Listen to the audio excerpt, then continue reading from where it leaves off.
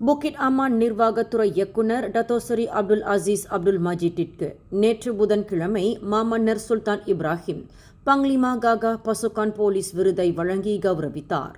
நேற்று இஸ்தானா நகாராவில் நடைபெற்ற 2025 ஆண்டிற்கான PDRM வீர விருதுகள் வழங்கும் விழாவில் விருதுகள் பெற்ற 109 அதிகாரிகளில் அப்துல் அசீஸ் முன்னிலை வகித்தார். புக்கிட் அமான் லாஜிஸ்டிக்ஸ் மற்றும் டெக்னாலஜி துறையின் இயக்குநர் கில்பர்ட் பிலிப் லயாங், ஜொஹூர் காவல்துறை தலைவர் டத்தோ அப்துல் ரஹ்மான் அர்சாட் மற்றும் பினாங்கு காவல்துறை தலைவர் டத்தோ அசீசி இஸ்மாயில் ஆகியோரும் பங்லிமா காகா பசுகான் போலீஸ் விருதை பெற்றனர்.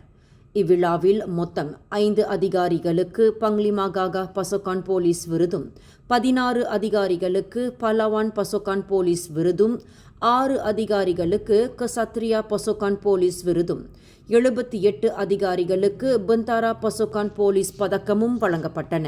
மேலும் செய்திகளை தெரிந்து கொள்ள கீழே இருக்கும் பெல் பட்டனை அழுத்துங்கள். உங்கள் மகிழ்ச்சியை வெளிப்படுத்த லைக் மற்றும் ஷேர் செய்யுங்கள். தொடர்ந்து திசைகளோடு இணைந்திருக்க சப்ஸ்கிரைப் செய்யுங்கள்.